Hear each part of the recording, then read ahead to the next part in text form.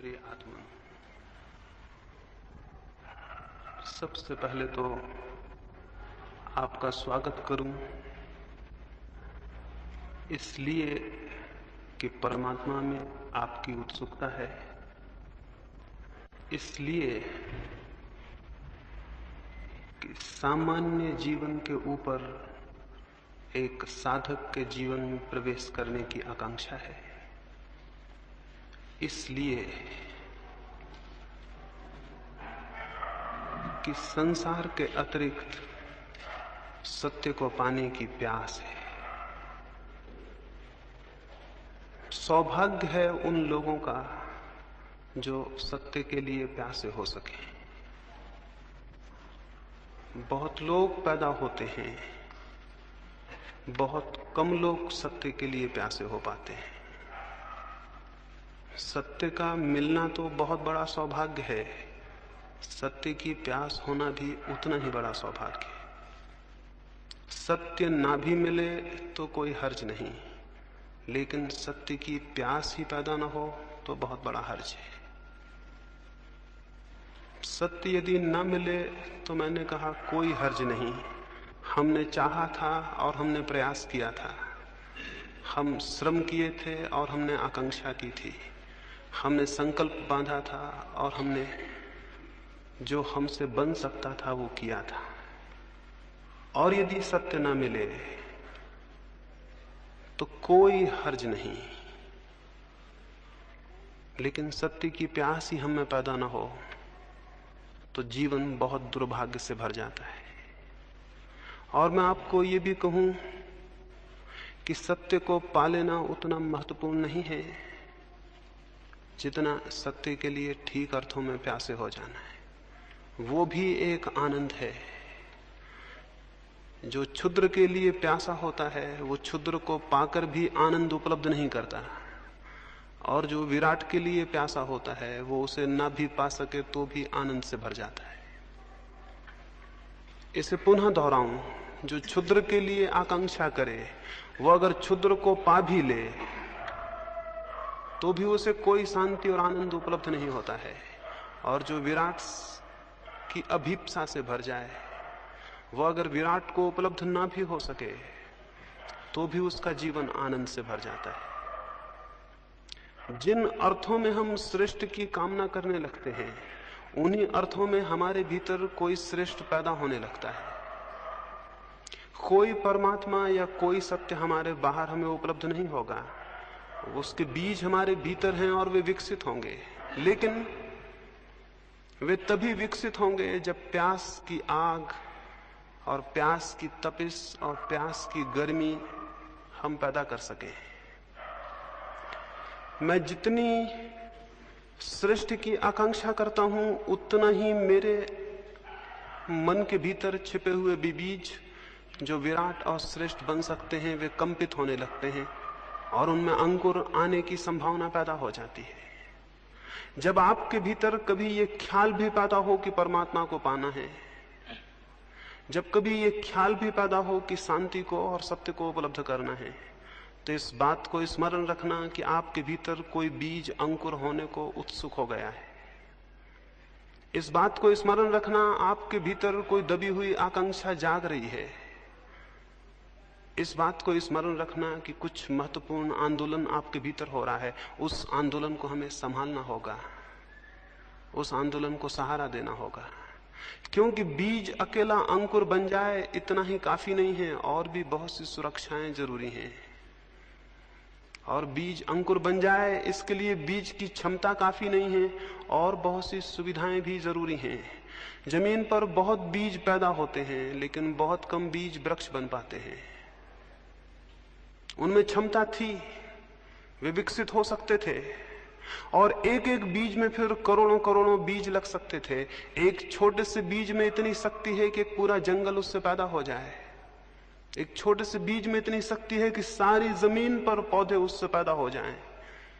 लेकिन यह भी हो सकता है इतनी विराट क्षमता, इतनी विराट शक्ति का वो बीज नष्ट हो जाए और उसमें कुछ भी पैदा ना हो। एक बीज की ये क्षमता है, एक मनुष्य की तो क्षमता और भी बहुत ज्यादा है। एक बीज से इतना बड़ा विराट विकास हो सकता है। एक पत्थर के छोटे से टुकड़े से अगर अणु को विस्फोट कर लिया जाए तो महान ऊर्जा का जन्म होता है, बहुत शक्ति का जन्म होता है। मनुष्य की आत्मा, मनुष्य की चेतना का जो अणु है, अगर वो विकसित हो सके, अगर उसका विस्फोट हो सके, अगर उसका विकास हो सके, तो जिस शक्ति और ऊर्जा का जन्म होता है उसी का नाम परमात्मा है। परमात्मा को हम कहीं पाते नहीं हैं, बल्कि अपने ही विस्फोट से, अपने ही विकास से जिस ऊर्जा को हम जन्म देते हैं, जिस शक्ति को, उस शक्ति का अनुभव परमात्मा है। उसकी प्यास आप में है, इसलिए मैं स्वागत करता हूं। लेकिन इससे कोई ये ना समझे कि आप यहां इकट्ठे हो गए हैं तो जरूरी हो कि आप प्यासे ही हों। आप यहां इकट्ठे हो सकते हैं मात्र एक दर्शक की भांति भी। आप यहां इकट्ठे हो सकते हैं एक मात्र सामान्य जिज्ञासा की भांति भी। आप यहां इकट्ठे हो सकते हैं एक कुतूहल के कारण भी, लेकिन कुतूहल से कोई द्वार नहीं खुलते। और जो ऐसे ही दर्शक की भांति खड़ा हो, उसे कोई रहस्य उपलब्ध नहीं होते। इस जगत में जो भी पाया जाता है उसके लिए बहुत कुछ चुकाना पड़ता है। इस जगत में जो भी पाया जाता है उसके लिए बहुत कुछ चुकाना पड़ता है। कुतूहल कुछ भी नहीं चुकाता है, इसलिए कुतूहल कुछ भी नहीं पा सकता है। कुतूहल से कोई साधना में प्रवेश नहीं करता। अकेली जिज्ञासा नहीं, मुमुक्षा, एक गहरी प्यास। कल संध्या में किसी से कह रहा था, अगर एक मरुस्थल में आप हों और पानी आपको न मिले और प्यास बढ़ती चली जाए, और वो घड़ी आ जाए कि आप अब मरने को हैं और अगर पानी नहीं मिलेगा तो आप जी नहीं सकेंगे। अगर कोई उस वक्त आपको कहे कि हम ये पानी देते हैं, लेकिन पानी देके हम जान ले लेंगे आपकी, यानी जान के मूल्य पर हम पानी देते हैं, आप उसको भी लेने को राजी हो जाएंगे, क्योंकि मरना तो है। प्यासे मरने की बजाय तृप्त होकर मर जाना बेहतर है। उतनी जिज्ञासा, उतनी आकांक्षा जब आपके भीतर पैदा होती है तो उस जिज्ञासा और आकांक्षा के दबाव में आपके भीतर का बीज टूटता है और उसमें से अंकुर निकलता है। बीज ऐसे ही नहीं टूट जाते हैं, उनको दबाव चाहिए, उनको बहुत दबाव चाहिए, बहुत उत्ताप चाहिए, तब उनकी सख्त खोल टूटती है और उसके भीतर से कोमल पौधे का जन्म होता है। हम सबके भीतर भी बहुत सख्त खोल है, और जो भी उस खोल के बाहर आना चाहते हैं अकेले कुतूहल से नहीं आ सकेंगे। इसलिए स्मरण रखें, जो मात्र कुतूहल से इकट्ठे हुए हैं वे मात्र कुतूहल को लेकर वापस लौट जाएंगे, उनके लिए कुछ भी नहीं हो सकेगा। जो दर्शक की भांति इकट्ठे हों वे दर्शक की भांति ही वापस लौट जाएंगे, उनके लिए कुछ भी नहीं हो सकेगा। इसलिए प्रत्येक अपने भीतर पहले तो यह ख्याल कर ले उसमें प्यास है। प्रत्येक अपने भीतर ये विचार कर ले वो प्यासा है। इसे बहुत स्पष्ट रूप से अनुभव कर ले, वो सच में परमात्मा में उत्सुक है। उसकी कोई उत्सुकता है सत्य को, शांति को, आनंद को उपलब्ध करने के लिए? अगर नहीं है तो वो समझे कि वो जो भी करेगा उस करने में कोई प्राण नहीं हो सकते, वो निष्प्राण होगा। और तब फिर उस निष्प्राण चेष्टा का अगर कोई फल ना हो तो साधना जिम्मेवार नहीं होगी, आप स्वयं जिम्मेवार होंगे। इसलिए पहली बात अपने भीतर अपनी प्यास को खोजना और उसे स्पष्ट कर लेना है। आप सच में कुछ पाना चाहते हैं,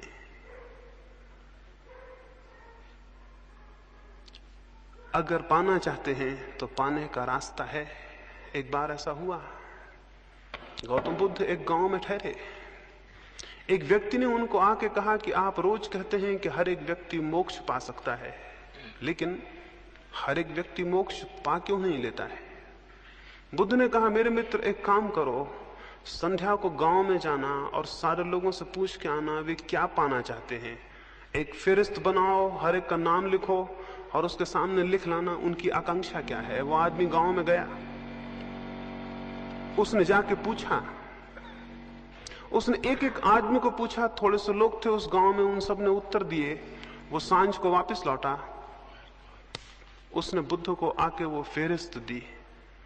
बुद्ध ने कहा इसमें कितने लोग मोक्ष के आकांक्षी हैं। वो बहुत हैरान हुआ, उसमें एक भी आदमी ने अपनी आकांक्षा में मोक्ष नहीं लिखाया था।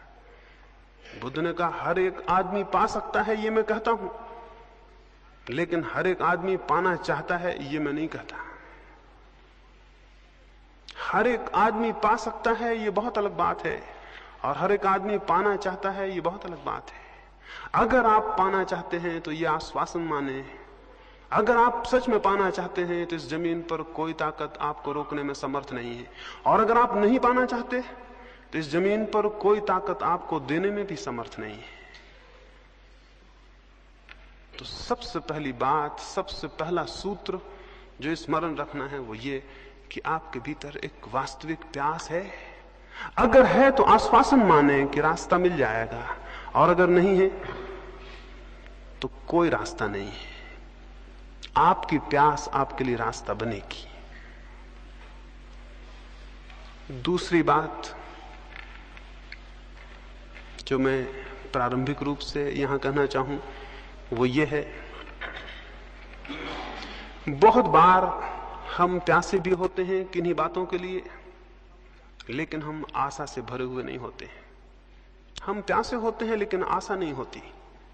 हम प्यासे होते हैं लेकिन निराश होते हैं, और जिसका पहला कदम निराशा में उठेगा उसका अंतिम कदम निराशा में समाप्त होगा। इसे भी स्मरण रखें, जिसका पहला कदम निराशा में उठेगा उसका अंतिम कदम भी निराशा में समाप्त होगा। अंतिम कदम अगर सफलता और सार्थकता में जाना है तो पहला कदम बहुत आशा में उठना चाहिए। तो इन 3 दिनों के लिए आपसे कहूंगा, यूं तो पूरे जीवन के लिए कहूंगा, एक बहुत आशा से भरा हुआ दृष्टिकोण।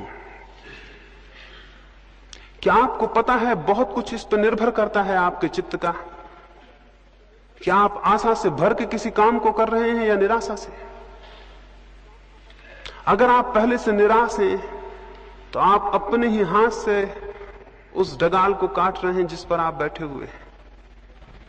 तो मैं आपको ये कहूं, साधना के संबंध में बहुत आशा से भरा हुआ होना बड़ा महत्वपूर्ण है। आशा से भरे हुए होने का मतलब यह है कि अगर इस जमीन पर किसी भी मनुष्य ने सत्य को कभी पाया है, अगर इस जमीन पर मनुष्य के इतिहास में कभी भी कोई मनुष्य आनंद को और चरम शांति को उपलब्ध हुआ है, तो कोई भी कारण नहीं है कि मैं उपलब्ध क्यों नहीं हो सकूंगा। उन लाखों लोगों की तरफ मत देखें जिनका जीवन अंधकार से भरा हुआ है और जिन्हें कोई आशा और कोई किरण और कोई प्रकाश दिखाई नहीं पड़ता। उन थोड़े से लोगों को इतिहास में देखें जिन्हें सत्य उपलब्ध हुआ है। उन बीजों को मत देखें जो वृक्ष नहीं बन पाए और सड़ गए और नष्ट हो गए। उन थोड़े से बीजों को देखें जिनने विकास को उपलब्ध किया और जो परमात्मा तक पहुंचे। और स्मरण रखें कि उन बीजों को जो संभव हो सका वो प्रत्येक बीज को संभव है। एक मनुष्य को जो संभव हुआ है वो प्रत्येक दूसरे मनुष्य को संभव है। मैं आपको यह कहना चाहता हूं कि बीज रूप से आपकी शक्ति उतनी ही है जितनी बुद्ध की, महावीर की, कृष्ण की या क्राइस्ट की। परमात्मा के जगत में इस अर्थों में कोई अन्याय नहीं है कि वहां कम और ज्यादा संभावनाएं दी गई हों। संभावनाएं सबकी बराबर हैं, लेकिन वास्तविकताएं सबकी बराबर नहीं है, क्योंकि हम में से बहुत लोग अपनी संभावनाओं को वास्तविकता में परिणत करने का प्रयास ही कभी नहीं करते। तो एक आधारभूत ख्याल आशा से भरा हुआ होना है। ये विश्वास रखें कि अगर कभी भी किसी को शांति उपलब्ध हुई है, आनंद उपलब्ध हुआ है, तो मुझे भी उपलब्ध हो सकेगा। अपना अपमान ना करें निराश होकर। निराशा स्वयं का सबसे बड़ा अपमान है। उसका अर्थ है कि मैं इस योग्य नहीं हूं कि मैं भी पा सकूंगा।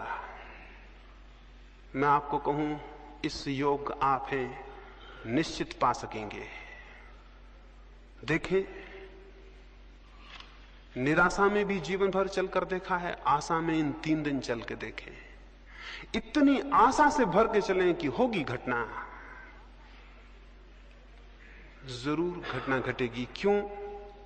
ये हो सकता है आप आशा से भरे हों, लेकिन बाहर की दुनिया में हो सकता है कोई काम आप आशा से भरे हों तो भी ना कर पाएं, लेकिन भीतर की दुनिया में आशा बहुत बड़ा रास्ता है। जब आप आशा से भरते हैं तो आपका कण कण आशा से भर जाता है, आपका रोआ रोआ आशा से भर जाता है, आपकी श्वास श्वास आशा से भर जाती है, आपके विचारों पर आशा का प्रकाश भर जाता है और आपके प्राण के स्पंदन में, आपकी हृदय की धड़कन में आशा व्याप्त हो जाती है। आपका पूरा व्यक्तित्व जब आशा से भर जाता है तो भूमिका बनती है कि आप कुछ कर सकेंगे। और निराशा का भी व्यक्तित्व होता है, कण कण रो रहा है, उदास है, थका है, डूबा हुआ है, कोई प्राण नहीं है, सब जिससे कि आदमी जिंदा नाम मात्र को हो और मरा हुआ है। ऐसा आदमी किसी प्रयास पर निकलेगा, किसी अभियान पर, तो क्या पा सकेगा? और आत्मिक जीवन का अभियान सबसे बड़ा अभियान है। इससे बड़ी कोई चोटी नहीं है जिसको कोई मनुष्य कभी चढ़ा हो, इससे बड़ी कोई गहराई नहीं है समुद्रों की जिसमें मनुष्य ने कभी डुबकी लगाई हो। स्वयं की गहराई सबसे बड़ी गहराई है और स्वयं की ऊंचाई सबसे बड़ी ऊंचाई है। इस अभियान पर जो निकला हो उसे बड़ी आशाओं से भरा हुआ होना चाहिए। तो मैं आपको कहूंगा 3 दिन आशा की एक भाव स्थिति को कायम रखें। आज रात ही जब सोएं तो बहुत आशा से भरे हुए सोएं और ये विश्वास लेकर सोएं कि कल सुबह जब आप उठेंगे तो कुछ होगा, कुछ हो सकेगा, कुछ किया जा सकेगा।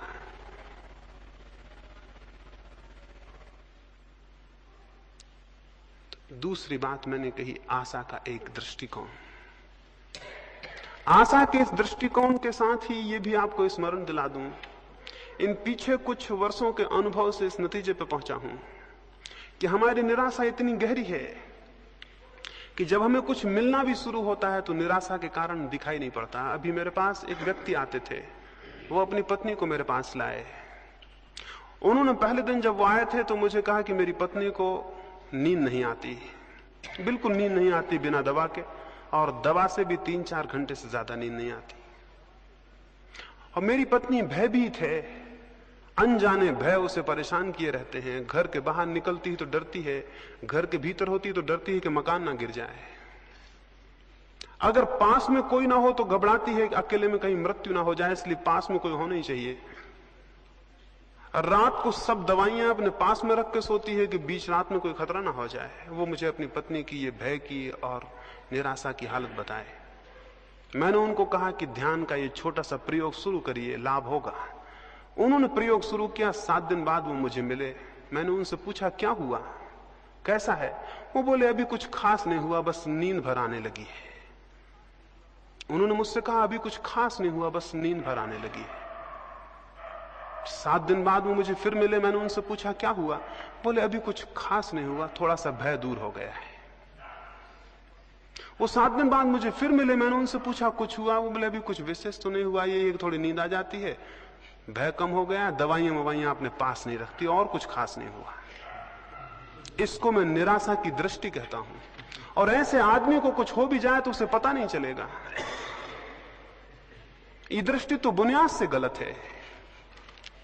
इसका तो मतलब है इस आदमी को कुछ हो नहीं सकता, अगर हो भी जाए तो भी उसे कभी पता नहीं चलेगा कि कुछ हुआ।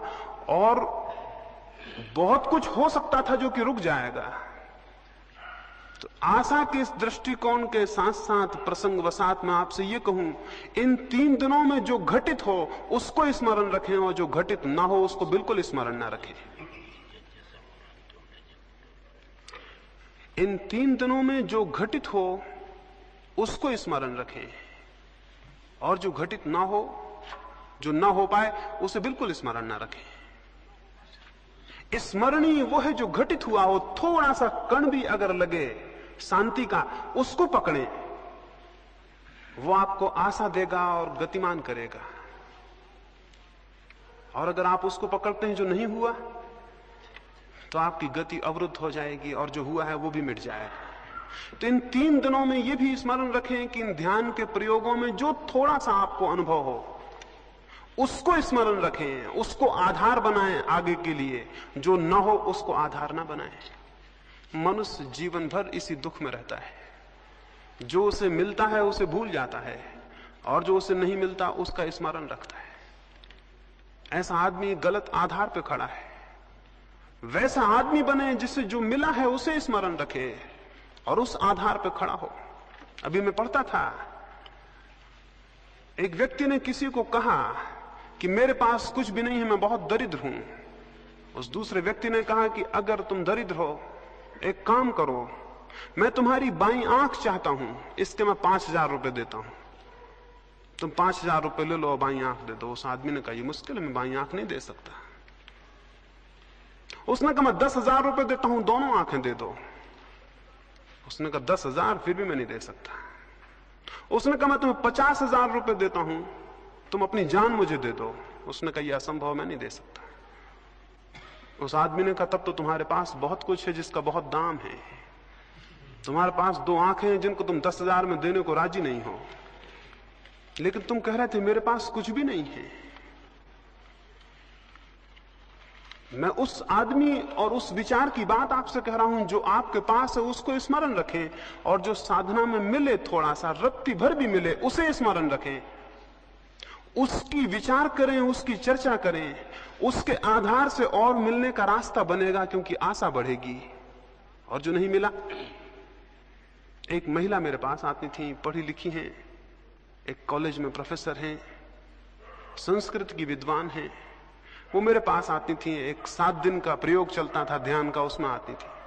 पहले दिन वो प्रयोग करने के बाद उठी और बाहर जाके मुझसे कहीं क्षमा करें, अभी मुझे आज कोई ईश्वर के दर्शन नहीं हुए। पहले दिन वो प्रयोग किए और बाहर जाके मुझसे कहीं क्षमा करें, अभी मुझे कोई ईश्वर के दर्शन नहीं हुए। मैंने कहा अगर ईश्वर के दर्शन हो जाते तो ही खतरे की बात होती, क्योंकि इतना सस्ता जो ईश्वर मिल जाए उसे फिर शायद आप किसी मतलब का भी ना समझते। और मैंने उनसे कहा कि जो ये आकांक्षा करे कि वो 10 मिनट आंख बंद करके बैठ गया है इसलिए ईश्वर को पाने का हकदार हो गया है, उससे ज्यादा मूढ़तापूर्ण और कोई वृत्ति और विचार नहीं हो सकता। तो मैं आपसे ये कहता हूं कि जो थोड़ा सा भी शांति की किरण आपको मिले उसे आप सूरज समझें। इसलिए सूरज समझें कि उसी किरण का सहारा पकड़ के आप सूरज तक पहुंच जाएंगे। इस अंधकार से भरे कमरे में अगर मैं बैठा हूं और एक मुझे थोड़ी सी किरण दिखाई पड़ती हो तो मेरे पास 2 रास्ते हैं। एक तो मैं ये कहूं ये किरण क्या, अंधकार इतना घना है, इस किरण से क्या होगा, अंधकार इतना ज्यादा है। एक रास्ता ये भी है कि मैं ये कहूं कि अंधकार कितना ही हो लेकिन एक किरण मुझे उपलब्ध है, और अगर मैं इसकी दिशा में इसका अनुगमन करूं तो मैं वहां तक पहुंच जाऊंगा जहां से किरण पैदा हुई और जहां सूरज होगा। तो मैं आपको अंधकार ज्यादा हो तो भी उसे विचार करने को नहीं कहता, किरण छोटी हो तो भी उस पर ही विचार को खड़ा करने को कहता हूं। इससे आशा की दृष्टि खड़ी होगी, अन्यथा हमारे जीवन बड़े उल्टे हैं। अगर मैं आपको एक गुलाब के फूल के पौधे के पास ले जाऊं और आपको पौधा दिखाऊं तो शायद आप मुझसे कहें कि इसमें क्या है, भगवान कैसा अन्यायी है, 2-4 तो फूल हैं, हजारों कांटे हैं। एक दृष्टि यह भी है कि गुलाब के पास जाके हम ये कहें कि भगवान कैसा अन्यायी है, हजारों कांटे हैं, कहीं एक आध फूल है। इसको कहने का एक ढंग और भी हो सकता है, एक दृष्टि और भी हो सकती है, एक और अप्रोच हो सकती है कि कोई आदमी उसी पौधे के पास जाके ये कहे कि भगवान कैसा अद्भुत है कि जहां लाखों कांटे हैं उनमें भी एक फूल खिल जाता है। कोई इसे यूं भी देख सकता है कि कहे कि जहां लाखों कांटे हैं उनमें भी एक फूल खिल जाता है, दुनिया अद्भुत है। कांटों के बीच भी फूल के खिलने की संभावना कितनी आश्चर्यजनक है। तो मैं आपको दूसरी दृष्टि रखने को कहूंगा इन 3 दिनों में। छोटी सी भी आशा की जो भी झलक आपको मिले साधना में, उसको आधार बनाएं, उसको संबल बनाएं। तीसरी बात,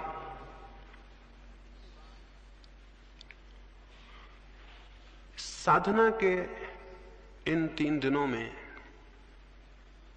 आपको ठीक वैसे ही नहीं जीना है जैसा आप आज सांझ तक जीते रहे। मनुष्य बहुत कुछ आदतों का यंत्र है।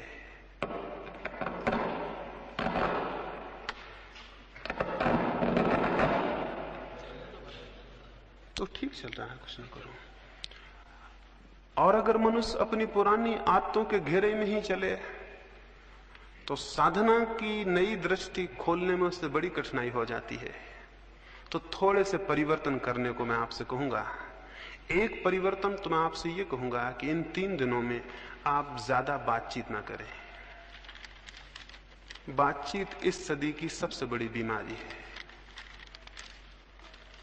और आपको पता नहीं कि आप कितनी बातें कर रहे हैं। सुबह से सांझ तक, जब तक आप जाग रहे हैं, बातें कर रहे हैं।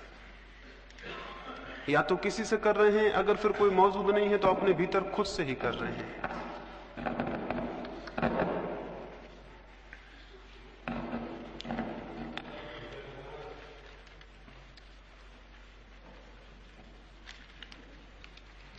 इन 3 दिनों में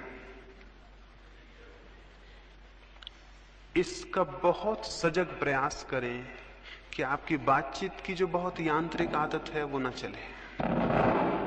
एक ही कर देना, उसे बंद कर दें।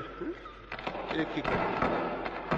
आदत है हमारी, ये साधक के जीवन में बहुत संघातक है।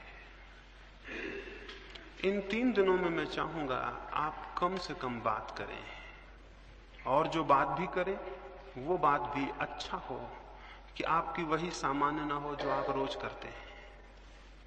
आप क्या रोज बातें कर रहे हैं, उसका कोई बहुत मूल्य है? आप उसे नहीं करेंगे तो कोई नुकसान है? जिसको आप कर रहे हैं उसका अगर नहीं उसे बताएंगे, कोई अहित है? इन 3 दिनों में स्मरण रखें कि हमें किसी से कोई विशेष बात नहीं करनी है। बहुत अद्भुत लाभ होगा। अगर कोई थोड़ी बहुत बात आप करें भी, अच्छा हो कि वो साधना से ही संबंधित हो और कुछ ना हो। अच्छा तो यह है कि ना ही करें। ज्यादा से ज्यादा समय मौन को रखें। वो भी जबरदस्ती मौन रखने को नहीं कहता हूं कि आप बिल्कुल बोलें ही ना या लिख के बोलें। आप बोलने के लिए मुक्त हैं, बातचीत करने को मुक्त नहीं। और स्मरण पूर्वक जितना सार्थक हो उतना बोलें, बाकी चुप रहें। 2 लाभ होंगे। एक तो बड़ा लाभ होगा कि व्यर्थ जो शक्ति व्यय होती है बोलने में, वो संचित होगी, और उस शक्ति का हम उपयोग साधना में कर सकेंगे।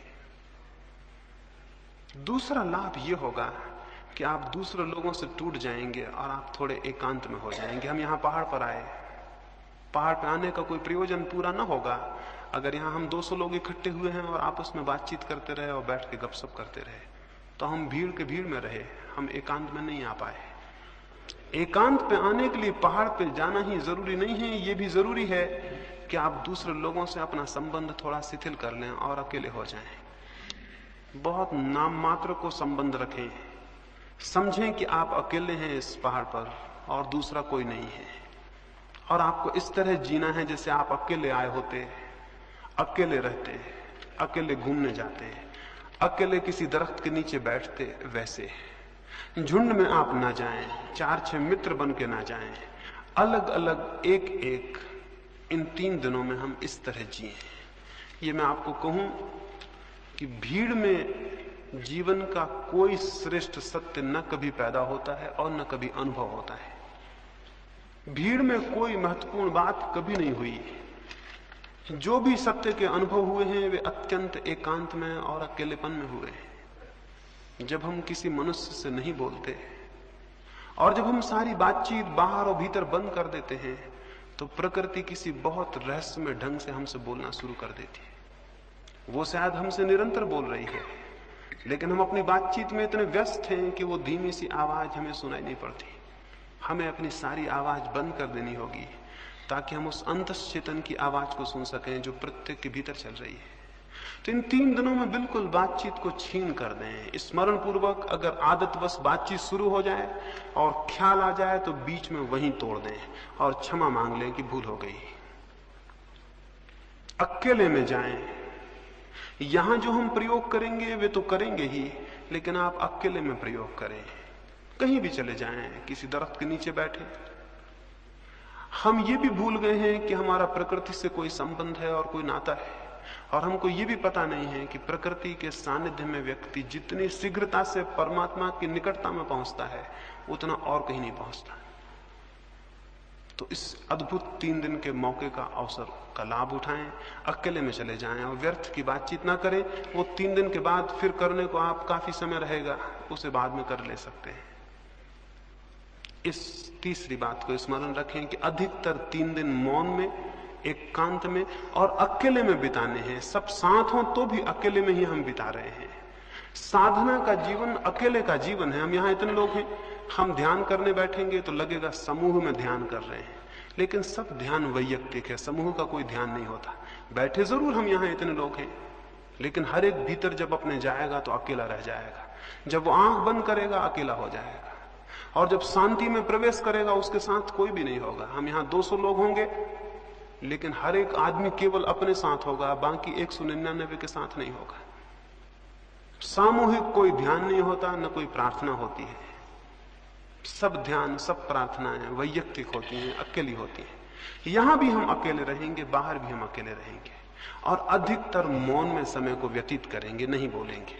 इतना ही काफी नहीं है कि नहीं बोलेंगे, अंतस में भी स्मरण रखेंगे कि व्यर्थ की जो निरंतर बकवास चल रही है भीतर आपके, आप खुद ही बोल रहे हैं, खुद ही उत्तर दे रहे हैं, उसे भी शिथिल रखेंगे, उसे भी छोड़ेंगे। अगर भीतर वो शिथिल ना होती हो, बहुत स्पष्ट भीतर आदेश दें कि बकवास बंद कर दो, बकवास मुझे पसंद नहीं है, अपने भीतर स्वयं से कहें। ये भी मैं आपको कहूं कि साधना के जीवन में अपने से कुछ आदेश देना बहुत महत्वपूर्ण है। कभी आदेश दे के देखें, अकेले में बैठ जाएं, अपने मन को कह दें कि बकवास बंद, मुझे ये पसंद नहीं है, और आप हैरान होंगे कि झटके से बातचीत भीतर टूटेगी। 3 दिन स्मरण पूर्वक भीतर आदेश दे दें कि बातचीत मुझे नहीं करनी है।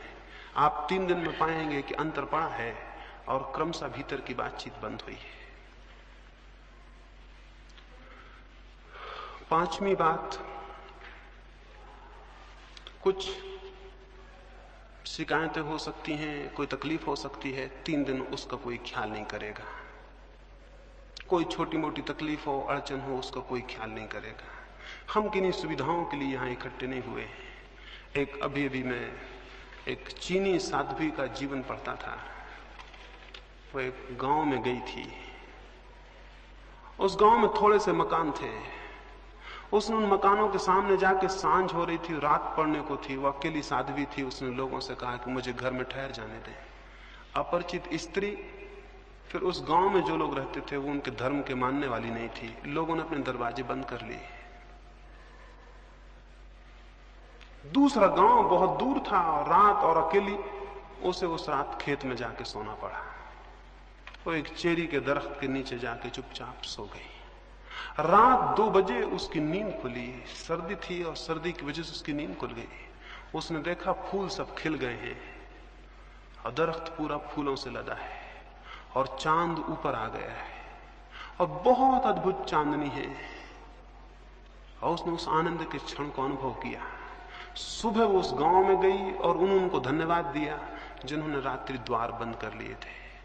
और उन्होंने पूछा, काहे का धन्यवाद? उसने कहा, तुमने अपने प्रेमवश, तुमने मुझ पे करुणा और दया करके रात अपने द्वार बंद कर लिए, उसका धन्यवाद। मैं एक बहुत अद्भुत क्षण को उपलब्ध कर सकी। मैंने चेरी के फूल खिले देखे, और मैंने पूरा चांद देखा, और मैंने कुछ ऐसा देखा जो मैंने जीवन में नहीं देखा था। और अगर आपने मुझे जगह दे दी होती तो मैं वंचित रह जाती। तब मैं समझी कि उनकी करुणा, कि उन्होंने क्यों मेरे लिए द्वार बंद कर रखे। ये एक दृष्टि है, एक कौन है।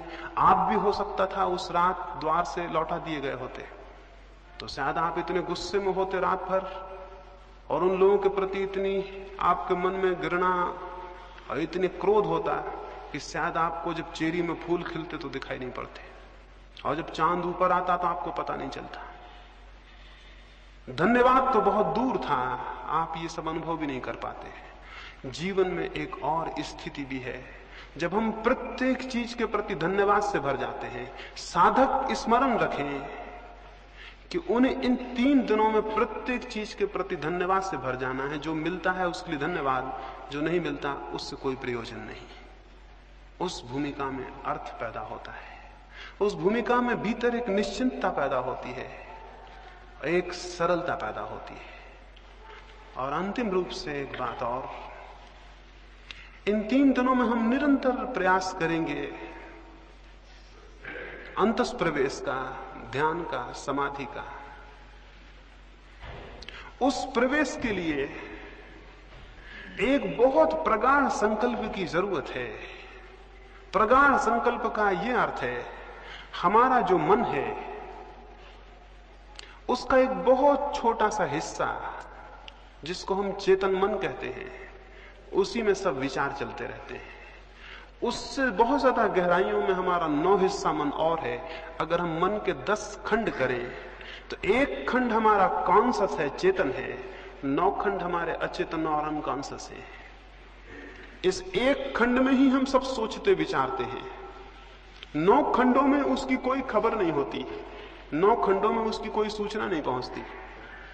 हम यहां सोच लेते हैं कि ध्यान करना है, समाधि में उतरना है, लेकिन हमारे मन का बहुत सा हिस्सा अपरिचित रह जाता है। वो अपरिचित हिस्सा हमारा साथ नहीं देगा, और अगर उसका साथ हमें नहीं मिला तो सफलता बहुत मुश्किल है।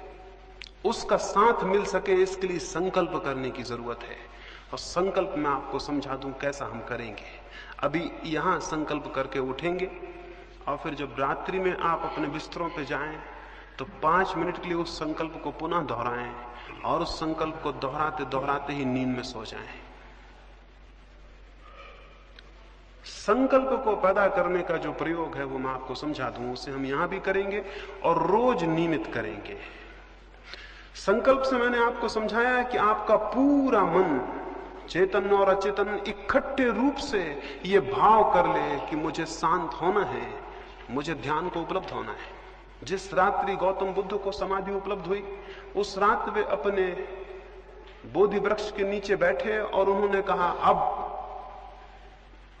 जब तक मैं परम सत्य को उपलब्ध ना हो जाऊं तब तक यहां से उठूंगा नहीं। हमें लगेगा इससे क्या मतलब है, आपके नहीं उठने से परम सत्य कैसे उपलब्ध हो जाएगा? लेकिन ये ख्याल कि जब तक मुझे परम सत्य उपलब्ध ना हो जाए मैं यहां से उठूंगा नहीं, ये सारे प्राण में गूंज गया। वे नहीं उठे जब तक परम सत्य उपलब्ध नहीं हुआ, और आश्चर्य है कि परम सत्य उसी रात्रि उन्हें उपलब्ध हुआ। वे 6 वर्ष से चेष्टा कर रहे थे, लेकिन इतना प्रगाढ़ संकल्प किसी दिन नहीं हुआ था। संकल्प की प्रगाढ़ता कैसे पैदा हो, वो मैं छोटा सा प्रयोग आपको कहता हूं, वो हम अभी यहां करेंगे, और फिर उसे हम रात्रि में नियमित करके उसे सोएंगे। अगर आप अपनी सारी श्वास को बाहर फेंक दें और फिर श्वास को अंदर ले जाने से रुक जाएं, क्या होगा?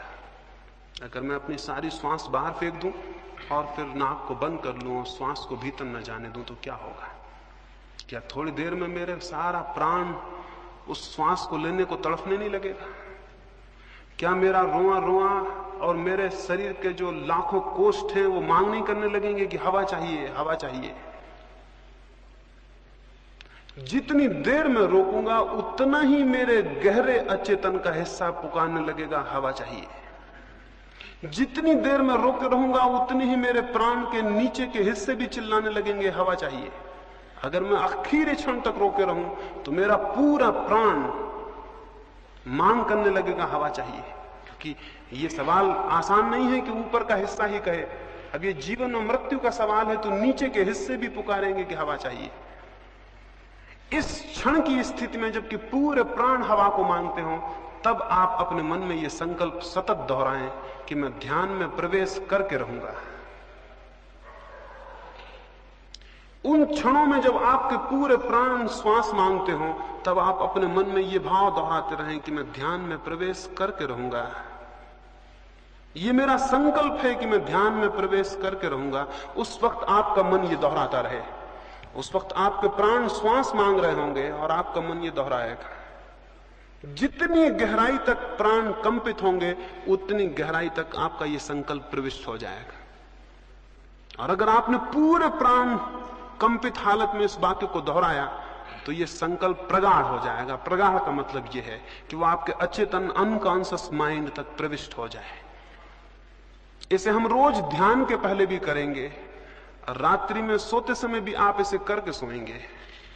इसे करेंगे फिर सो जाएंगे। जब आप सोने लगेंगे तब भी आपके मन में ये सतत ध्वनि बनी रहे कि मैं ध्यान में प्रविष्ट होकर रहूंगा, ये मेरा संकल्प है कि मुझे ध्यान में प्रवेश करना है। ये वचन आपके मन में गूंजता रहे और गूंजता रहे, और आप कब सो जाएं आपको पता ना पड़े। सोते समय चेतन मन तो बेहोश हो जाता है और अचेतन मन के द्वार खुलते हैं। अगर उस वक्त आपके मन में ये बात गूंजती रही तो ये अचेतन परतों में प्रविष्ट हो जाएगी और आप इसका परिणाम देखेंगे। इन 3 दिनों में ही परिणाम देखेंगे। संकल्प को प्रगाढ़ करने का उपाय आप समझे। उपाय है सबसे पहले धीमे धीमे पूरी सांस भर लेना, पूरे प्राणों में, पूरे फेफड़ों में सांस भर जाए जितनी भर सके। जब सांस पूरी भर जाए तब भी मन में ये भाव गूंजता रहे कि मैं संकल्प करता हूं कि ध्यान में प्रविष्ट होकर रहूंगा। ये वाक्य गूंजता ही रहे। फिर श्वास बाहर फेंकी जाए तब भी ये वाक्य गूंजता रहे कि मैं संकल्प करता हूं कि मैं ध्यान में प्रवेश करके रहूंगा। ये वाक्य दोहरता रहे। फिर सांस फेंकते जाएं बाहर। एक घड़ी आएगी आपको लगेगा आप श्वास भीतर बिल्कुल नहीं है, तब भी थोड़ी है, उसे भी फेंकें और वाक्य को दोहराते रहें। आपको लगेगा आप बिल्कुल नहीं है, तब भी है, आप उसे भी फेंकें। आप घबराएं ना, आप पूरी सांस कभी नहीं फेंक सकते हैं। यानी इसमें घबराने का कोई कारण नहीं, आप पूरी सांस कभी फेंक ही नहीं सकते हैं। इसलिए जितना आपको लगे कि आप बिल्कुल नहीं है, उस वक्त भी थोड़ी है, उसको भी फेंकें। जब तक आपको बने उसे फेंकते जाएं और मन में ये गूंजता रहे कि मैं संकल्प करता हूं कि मैं ध्यान में प्रवेश करके रहूंगा। ये अद्भुत प्रक्रिया है। इसके माध्यम से आपके अचेतन परतों में विचार प्रविष्ट होगा, संकल्प प्रविष्ट होगा, और उसके परिणाम आप कल सुबह से ही देखेंगे। तो एक तो संकल्प को प्रगाढ़ करना है, उसको अभी हम जब अलग होंगे यहां से तो उस प्रयोग को करेंगे। उसको 5 बार करना है, यानी 5 बार श्वास को फेंकना और रोकना है और 5 बार निरंतर उस भाव को अपने भीतर दोहराना है। जिनको कोई हृदय की बीमारी हो या कोई तकलीफ हो वो उसे बहुत ज्यादा तेजी से नहीं करेंगे, उसे बहुत आहिस्ता करेंगे, जितना उनको सरल मालूम पड़े और तकलीफ न मालूम पड़े। ये जो संकल्प की बात है, इसको मैंने कहा कि रोज रात्रि को इन 3 दिनों में सोते समय करके सोना है। सोते वक्त जब बिस्तर पर आप लेट जाएं, इसी भाव को करते करते क्रमशः नींद में विलीन हो जाना है। ये संकल्प की स्थिति अगर हमने ठीक से पकड़ी और अपने प्राणों में उस आवाज को पहुंचाया तो परिणाम होना बहुत सरल है और बहुत बहुत आसान है। ये थोड़ी सी बातें आपको आज कहनी थी। इनमें जो प्रासंगिक जरूरतें हैं वो मैं समझता हूं आप समझ गए होंगे। जैसा मैंने कहा कि बातचीत नहीं करनी है, स्वाभाविक है कि आपको अखबार, रेडियो इनका उपयोग नहीं करना है, क्योंकि वो भी बातचीत है। मैंने आपसे कहा मौन में और एकांत में होना है। इसका स्वाभाविक मतलब हुआ कि जहां तक बने साथियों से दूर रहना है। जितनी देर हम यहां मिलेंगे वो अलग, भोजन के लिए जाएंगे वो अलग, वहां भी आप बड़े मौन से, बड़ी शांति से भोजन करें। वहां भी सन्नाटा हो, जिससे पता ना चले कि आप वहां हैं। यहां भी आए तो सन्नाटे में और शांति में आए। देखें 3 दिन शांत रहने का प्रयोग क्या परिणाम लाता है। रास्ते पे चलें तो बिल्कुल शांत, उठें बैठें तो बिल्कुल शांत, और अधिकतर एकांत में चले जाएं। सुंदर कोई जगह चुने, वहां चुपचाप बैठ जाएं। अगर कोई साथ है तो वो भी चुपचाप बैठे, बातचीत ना करें, अन्यथा पहाड़ियां व्यर्थ हो जाती हैं, सौंदर्य व्यर्थ हो जाता है। जो सामने है वो दिखाई नहीं पड़ता, आप बातचीत में सब समाप्त कर देते हैं। अकेले में जाएं। और इसी भांति ये जो थोड़ी सी बातें मैंने कही आपके लिए, जो जरूरी हो हर एक के लिए, अगर आपके भीतर प्यास नहीं मालूम होती बिल्कुल, तो उस प्यास को कैसे पैदा किया जाए उसके संबंध में कल मुझसे प्रश्न पूछ लें। अगर आपको ऐसा नहीं लगता कि मुझे कोई आशा नहीं मालूम होती, तो आशा कैसे पैदा हो उसके संबंध में कल सुबह मुझसे प्रश्न पूछ लें। अगर आपको लगता है कि मुझे कोई संकल्प करने में कठिनाई है या नहीं बन पाता या नहीं होता, सारी कठिनाइयां मुझसे सुबह पूछ लें। कल सुबह ही 3 दिन के लिए जो भी कठिनाइयां आ सकती हैं वो आप मुझसे पूछ लें, ताकि 3 दिन में कोई भी समय व्यय ना हो।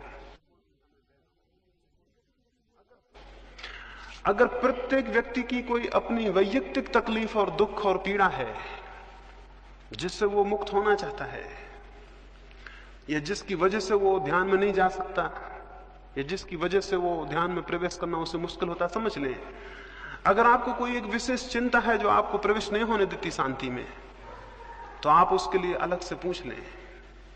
अगर आपको कोई ऐसी पीड़ा है जो आपको नहीं प्रवेश होने देती, उसके लिए आप अलग से पूछ लें। वो सबके लिए नहीं होगी सामूहिक, वो आपकी वैयक्तिक होगी, उसके लिए आप अलग प्रयोग करेंगे। और जो भी तकलीफ हो वो स्पष्ट सुबह रख दें, ताकि हम 3 दिन के लिए व्यवस्थित हो जाएं। ये थोड़ी सी बातें मुझे आपसे कहनी थी, आपकी एक भाव दृष्टि बने, और फिर जो हमें करना है वो हम कल से शुरू करेंगे और कल से समझेंगे। अभी हम थोड़े थोड़े सब फासले पे बैठ जाएंगे, हाल तो बड़ा है, सब फासले पे बैठ जाएंगे ताकि हम संकल्प का प्रयोग करें और फिर हम यहां से विदा हों।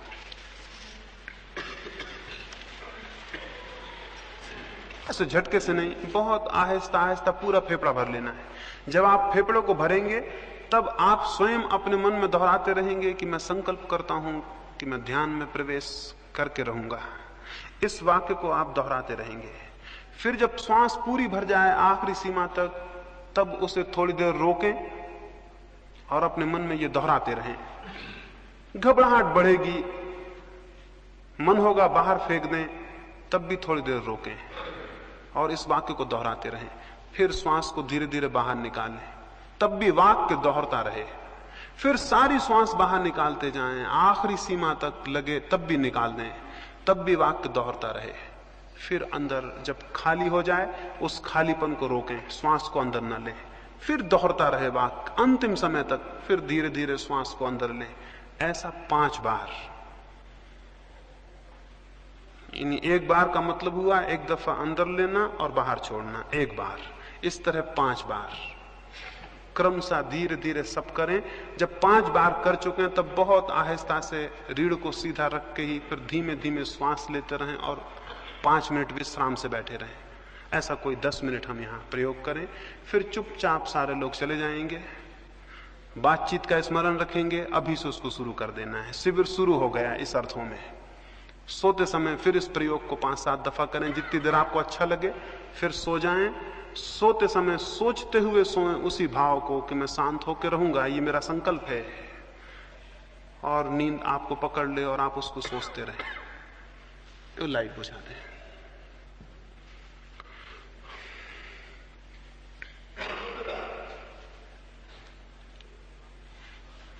जब आपका 5 बार हो जाए तो आप चुपचाप अपना अपना बैठ के थोड़ी धीमी सांस लेते हुए बैठे रहेंगे।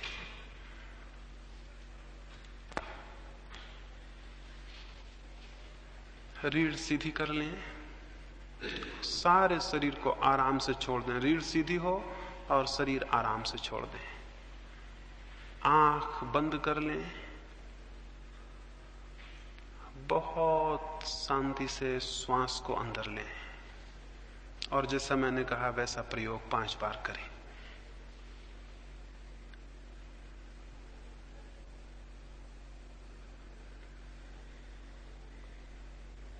मैं प्रवेश करके रहूंगा, मैं ध्यान में प्रवेश करके रहूंगा। मेरा संकल्प है कि ध्यान में प्रवेश होगा। मेरा संकल्प है कि ध्यान में प्रवेश होगा। पूरे प्राणों को संकल्प करने दें।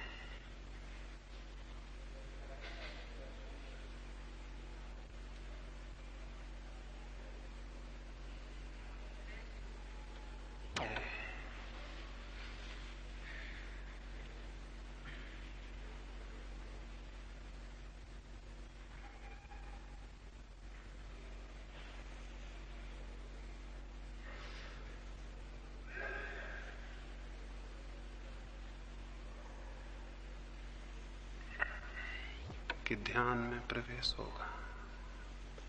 पूरे प्राण में ये बात गूंज जाए ये अंतश्चेतन तक उतर जाए।